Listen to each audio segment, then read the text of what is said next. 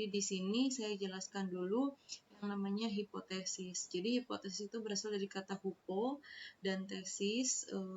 Hipo itu artinya sementara atau lemah, tesis itu artinya pernyataan. Jadi dia masih pernyataan sementara yang perlu diuji kebenarannya. Dan hipotesis itu dibagi menjadi dua, hipotesis nol dan hipotesis alternatif.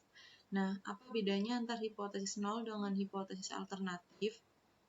Jadi yang pertama, hipotesis nol itu hipotesis yang menyatakan tidak ada perbedaan sesuatu kejadian antara kedua kelompok atau menyatakan tidak ada hubungan antara variabel. Jadi begini, kalau misalnya saya analogikan seperti ini, kalau misalnya teman-teman melihat ada kasus seorang meninggal berdarah, di sampingnya ada orang bawa pisau, pasti langsung ada dugaan sementara atau ada hipotesis. Dugaannya apa? Dugaannya kemungkinan orang ini yang membunuh karena orang ini membawa pisau.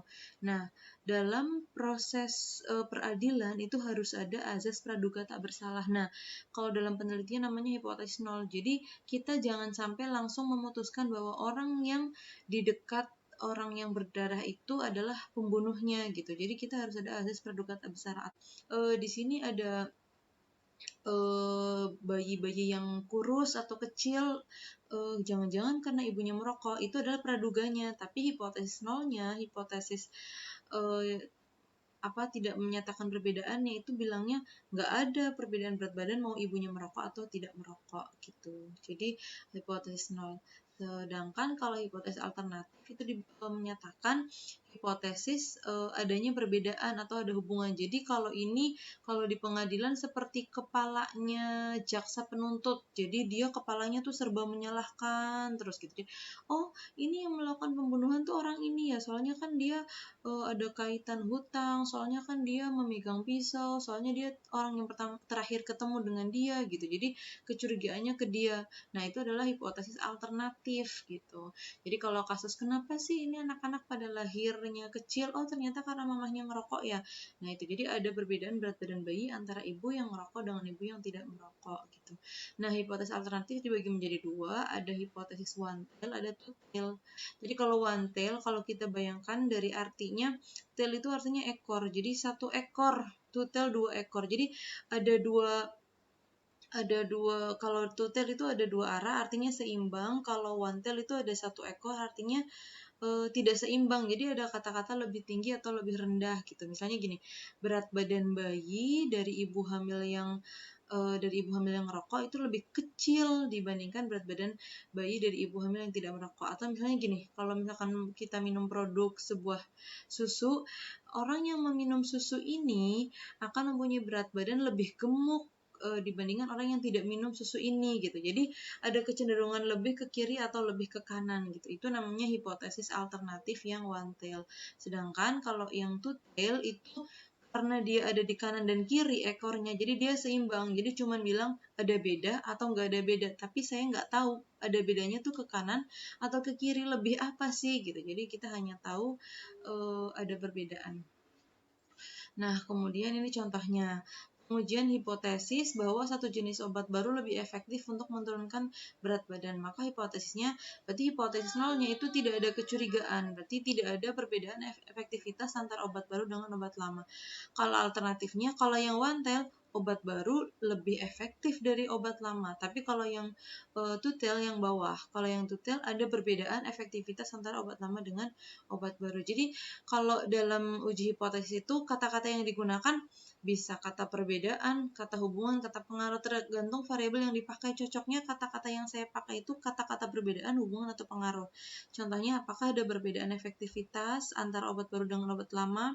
Apakah ada hubungan antara kejadian diare dengan perilaku hidup dan bersih? Apakah ada pengaruh dia terhadap berat badan gitu. Jadi penggunaan tiga kata ini tergantung variabel yang dipakai cocoknya di mana.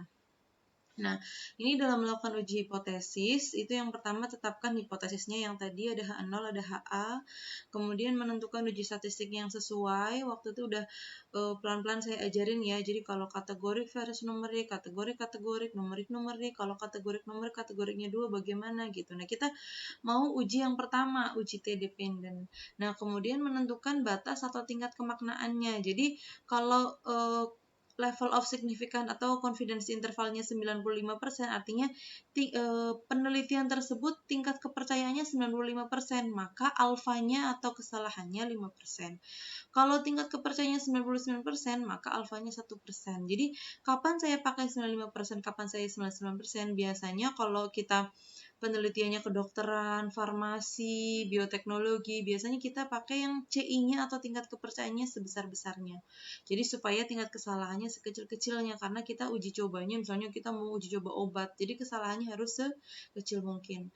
Kemudian kalau yang kesehatan masyarakat, itu bisa pakai 95%, alfanya 5%. Nah, kemudian kita hitung uji statistik dan akan keluar keputusan uji statistiknya. Nah, bagaimana cara memutuskannya? Nah, jadi nanti pada saat kita analisis, jika nilai P nanti di output SPSS itu akan keluar nilai P value.